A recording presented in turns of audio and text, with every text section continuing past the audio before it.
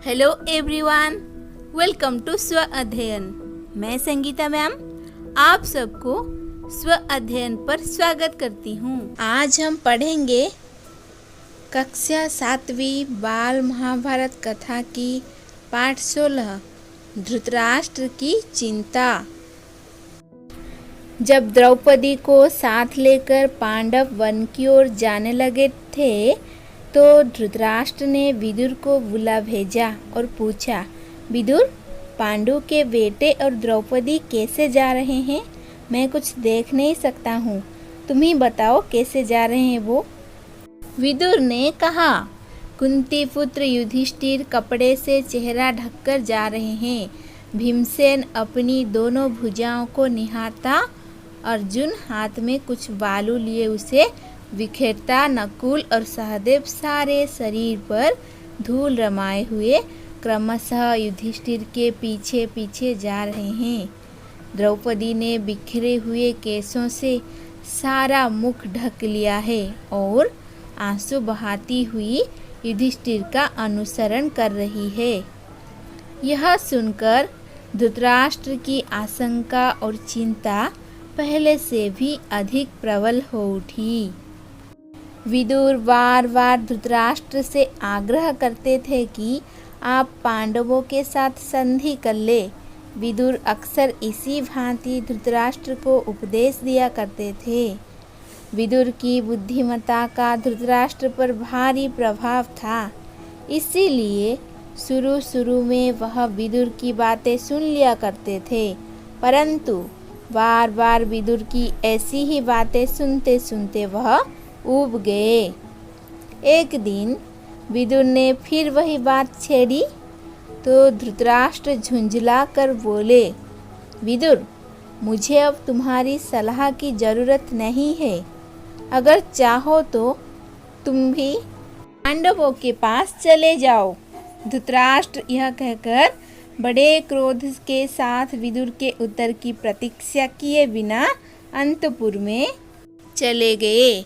विदुर ने मन में कहा कि अब इस वंश का सर्वनाश निश्चित है। उन्होंने तुरंत अपना रथ जुतवाया और उस पर चढ़कर जंगल में उस ओर तेजी से चल पड़े, वहाँ जहाँ पांडव अपने वनवास का काल व्यतीत कर रहे थे। विदुर के चले जाने पर धृतराष्ट्र और भी चिंतित हो गए। वह सोचने लगे कि मैंने यह क्या कर दिया। विदुर को भगाकर मैंने भारी भूल कर दी। यह सोचकर धृतराष्ट्र ने संजय को बुलाया और कहा, संजय, मैंने अपने प्रिय विदुर को बहुत बुरा भला कह दिया था। इससे गुस्सा होकर वह वन में चला गया है। तुम जाकर उसे किसी तरह समझा बुझाकर मेरे पास वापस ले आओ। धृतराष्ट्र की बात मानकर संजय जंगल में पांडवों के आश्रम में जा पहुँचे। संजय ने विदुर से बड़ी नम्रता के साथ कहा, धृतराष्ट्र अपनी भूल पर पछता रहे हैं। यदि आप वापस नहीं लौटेंगे तो वह अपने प्राण छोड़ देंगे। कृपया अभी लौट चलिए। यह बात सुनकर विदुर युधिष्ठिर आदि से विदा लेकर हस्तिनापुर के लिए चल पड़े। हस्तिनापुर पहुंचकर जब धृतराष्ट्र के सामने गए तो धृतराष्ट्र ने बड़े प्रेम से उन्हें गले लगा लिया और गदगद स्वर में बोले, निर्दोष विदुर, मैं उतावली में जो बुरा भला कह बैठा उसका बुरा मत मानना और मुझे क्षमा कर देना। इसी तरह एक बार महिश्री मैत्रेय धृतराष्ट्र के दरबार में पधारे। राजा ने उनका समुचित आदर सत्कार करके प्रसन्न किया। फिर महिश्री से हाथ जोड़कर पूछा, कुरु जंगल के वन में आपने मेरे प्यारे पुत्र वीर पांडवों को तो देखा होगा, वे कुशल से तो है? महिश्री मैत्रेय ने कहा, राजन, काम्यक वन में संयोग से युधिष्ठिर से मेरी भेंट हो गई थी। वन में दूसरे ऋषि मुनि भी उनसे मिलने उनके आश्रम में आए थे। हस्तिनापुर में जो कुछ हुआ था उसका सारा हाल उन्होंने मुझे बताया था। यही कारण है कि मैं आपके यहाँ आया हूँ। आपके और भीष्म के रहते ऐसा नहीं होना चाहिए था। इस अवसर पर दुर्योधन भी सभा में मौजूद था। मुनि ने उसकी ओर देखकर कहा, राजकुमार, तुम्हारी भलाई के लिए कहता हूँ, सुनो। पांडवों को धोखा देने का विचार छोड़ दो, उनसे बैर मोल न लो, उनके साथ संधि कर लो, इसी में तुम्हारी भलाई है। ऋषि ने यूं मीठी बातों से दुर्योधन को समझाया, पर जिद्दी व नासमझ दुर्योधन ने उसकी ओर देखा तक नहीं। वह कुछ बोला भी नहीं, बल्कि अपनी जांघ पर हाथ ठोकता और पैर के अंगूठे से जमीन कुरेदता मुस्कुराता हुआ खड़ा रहा। दुर्योधन की इस ढिठाई को देखकर महिषी बड़े क्रोधित हुए। उन्होंने कहा, दुर्योधन, याद रखो, अपने घमंड का फल तुम्हें अवश्य पाओगे। इसी बीच हस्तिनापुर में हुई घटनाओं की खबर श्री कृष्ण को लगी। उन्हें यह पता चला कि पांचों पांडव द्रौपदी समेत वन में चले गए हैं। यह खबर आते ही वह फौरन उस वन को चल पड़े जहां पांडव ठहरे हुए थे।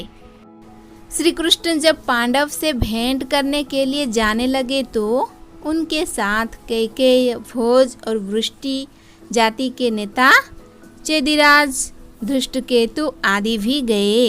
इन लोगों के साथ पांडवों का बड़ा स्नेह संबंध था और वे उनको बड़ी श्रद्धा से देखते थे। द्रौपदी श्री कृष्ण से मिली। श्री कृष्ण को देखते ही उसकी आंखों से अविरल अश्रुधारा बह चली। बड़ी मुश्किल से वह बोली, इस तरह अपमानित होने के बाद मेरा जीना ही बेकार है। मेरा कोई नहीं रहा और आप भी मेरे ना रहे। यह कहते कहते द्रौपदी की बड़ी बड़ी आंखों से गरम गरम आंसुओं की धारा बहने लगी। वह आगे ना बोल सकी। करुण स्वर में विलाप करती हुई द्रौपदी को श्री कृष्ण ने बहुत समझाया और धीरज बंधाया। वह बोले, बहन द्रौपदी, जिन्होंने तुम्हारा अपमान किया है, उन सब की लाशें युद्ध के मैदान में खून से लथपथ होकर पड़ेंगी। तुम शोक न करो। मैं वचन देता हूँ कि पांडवों की हर प्रकार से सहायता करूँगा। यह भी निश्चय मानो कि तुम साम्राज्ञी के पद को फिर सुशोभित करोगी। धृष्टद्युम्न ने भी बहन को सांत्वना दी और समझाते हुए कहा कि श्री कृष्ण की प्रतिज्ञा अवश्य पूरी होगी। इसके बाद श्री कृष्ण पांडवों से विदा हुए। साथ में अर्जुन की पत्नी सुभद्रा और उसके पुत्र अभिमन्यु को भी वे द्वारकापुरी लेते गए। द्रौपदी के पुत्र को लेकर धृष्टद्युम्न पांचाल देश चला गया। इस पाठ में पांडवों के वनगमन के बाद धृतराष्ट्र को जो चिंता हुई, हमने उसके बारे में पढ़ा तथा पांडव को मिलने के लिए कृष्ण वन गए थे, ये सभी बारे में पढ़ा। और द्रौपदी कृष्ण के सामने रोई तो कृष्ण ने द्रौपदी को सांत्वना देते हुए कैसे कहा कि कौरवों को उनका कर्म का फल अवश्य मिलेगा। हमने ये सब भी पढ़ा। अगला पाठ है भीम और हनुमान। भीम और हनुमान के बारे में जानने के लिए हमारे साथ जुड़े रहिए। धन्यवाद।